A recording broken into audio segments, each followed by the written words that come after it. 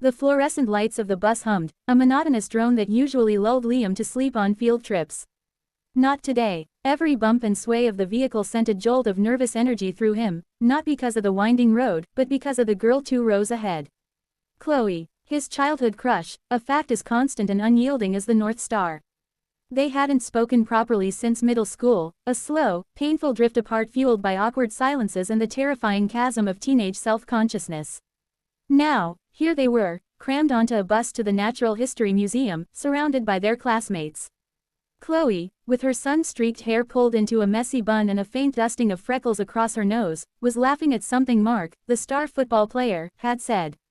Liam felt a familiar twist in his stomach, a mixture of longing and a strange, burgeoning possessiveness he couldn't quite articulate. Mark leaned closer to Chloe, his arm brushing hers as he pointed something out the window. "Hey, Chloe," he teased, "your hair looks like a bird's nest today, but a really pretty one." A few of the other guys chuckled, and Chloe playfully swatted at Mark's arm, a blush creeping up her neck. "Oh, shut up, Mark." She giggled, but there was a lightness in her voice that stung Liam. He watched her, his jaw tightening. It was just good-natured teasing, he knew, the kind of easy banter that came naturally to popular kids like Mark. But a tiny, irrational part of him bristled. Why did they get to tease her? Why did they get to make her laugh? Later, as they navigated the dimly lit dinosaur exhibit, Chloe lingered by a massive Tyrannosaurus Rex skeleton, awe etched on her face. Mark and his friends, a few paces ahead, called back, "Come on, Chloe, don't want to get eaten by the prehistoric pretty monster." Chloe rolled her eyes, but a small, embarrassed smile played on her lips. Liam, who had been trailing silently behind, felt a sudden surge of protectiveness.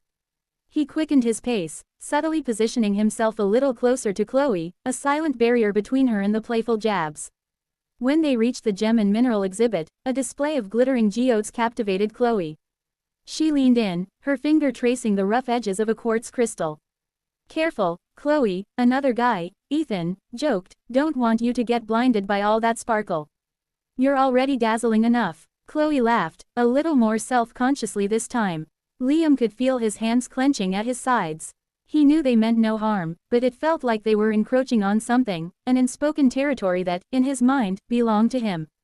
He found himself subtly stepping in front of Chloe as they moved through the crowded halls, trying to shield her from the casual attention, a silent sentinel in a sea of classmates.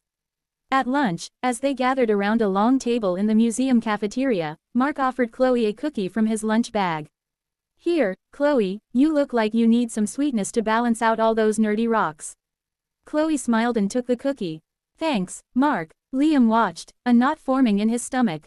He had an extra apple in his bag, a perfectly ripe, red apple, and he wished he had thought to offer it to her first. He wanted to be the one who made her smile, who looked out for her. The field trip continued, a blur of historical facts and hushed whispers, but for Liam, it was a constant, vigilant watch over Chloe. On the bus ride back, as the sun dipped below the horizon, casting long shadows across the passing fields, Chloe finally sat alone, staring out the window.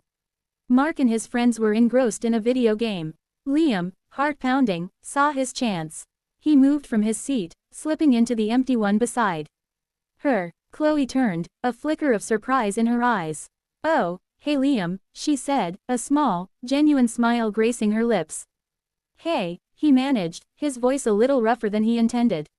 He wanted to say something, anything, to bridge the gap that had grown between them.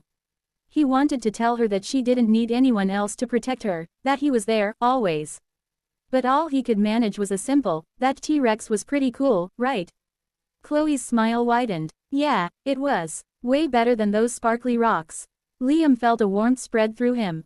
It wasn't much, just a shared moment, a tiny crack in the wall of silence. But in that moment, as the bus rumbled on, carrying them back to their separate lives, Liam felt a fierce, protective hope blossom in his chest. He would find a way to talk to her again, to be the one who looked out for her, no matter how many Marks or Ethans came along. He would protect that fragile, precious connection, even if it was just in his dreams.